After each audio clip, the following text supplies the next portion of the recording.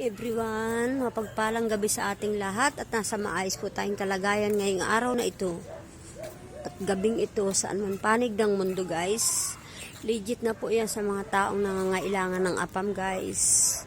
Kung tayo po ay nangangailangan ng apam, kailangan po natin, gusto po natin magka-apam, magkaasawa ng apam.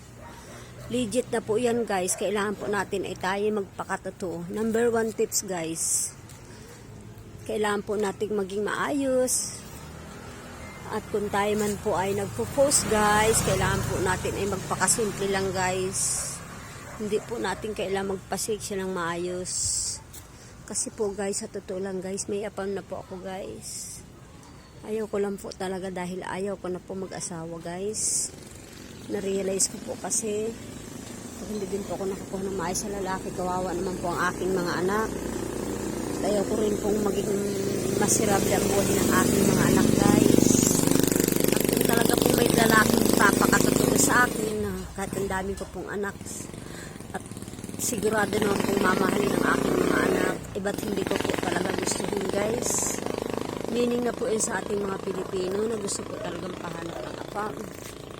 At marami pong apam na gusto ang mga Pilipina, di po ba?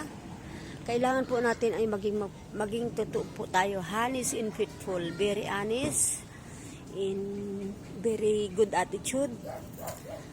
Pangalawa, tayo po ay kailangan natin ng maayos ng pakisama. Hindi po natin sila kailangan lukuhin.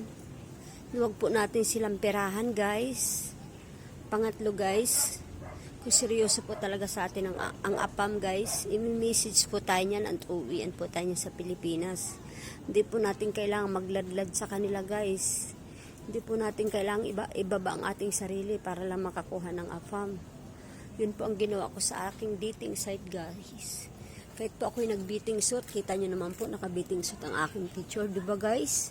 Yun po ay photo cover ko lang po. Never po ako naghubad sa kanila guys. Yan po ay nagpapatuto ang aking mga picture. Wala po akong nilantad na mga picture sa kanila. At yun lang po guys, thank you so much. Nagulat po ako sa pusa. Ayun po ang pusa guys, no? Gulat po ako. Ayun po. Thank you so much and good evening. Bye boo. I love you.